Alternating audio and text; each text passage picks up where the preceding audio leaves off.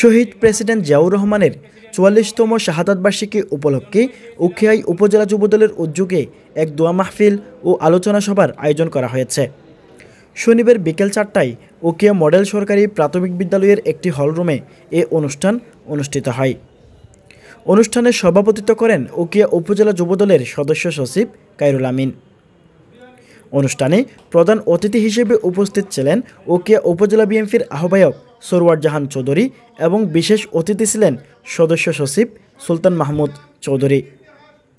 এছাড়া উপস্থিত ছিলেন উপজেলা যুবদলের যুগ্ম আহ্বায়ক মনিরুল ইসলাম চৌধুরী, সোহেল রানা সহ জাতীয়তাবাদী দল বিএনপি এবং এর অঙ্গ ও সহযোগী সংগঠনের নেতাকর্মীবৃন্দ। আলোচনা সভায় বক্তারা শহীদ জিয়াউর রহমানের দেশপ্রেম, অবদান ও রাজনৈতিক দর্শন নিয়ে আলোচনা করেন।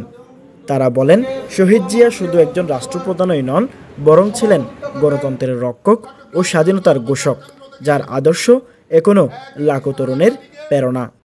চট্টগ্রাম কালুঘাট বাজার কেন্দ্র থেকে এক দিশাহারা জাতিকে।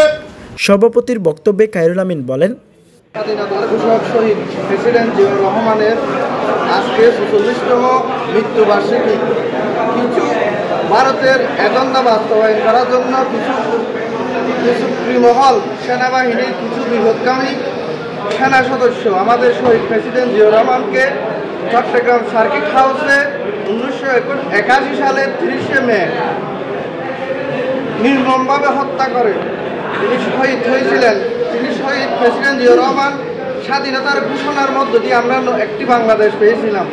এই বাংলাদেশের ক্রান্তির লগ্নে তিনি এই বাংলাদেশের হাল ধরে বাংলাদেশকে দক্ষিণ এশিয়ার মধ্যে একটি সুশৃঙ্খল রাষ্ট্র এবং উন্নয়নমুখী রাষ্ট্রে পরিণত করেছিলেন এই শহীদ প্রেসিডেন্ট জিয়াউর রহমান।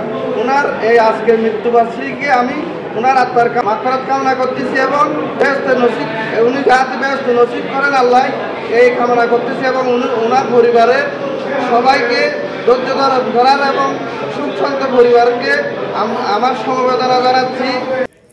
পরে শহীদ জিয়াউর রহমান সহ বিএনপির সকল শহীদদের আত্মার মাগফিরাত কামনা করে বিশেষ দোয়া ও মোনাজাত করা হয়।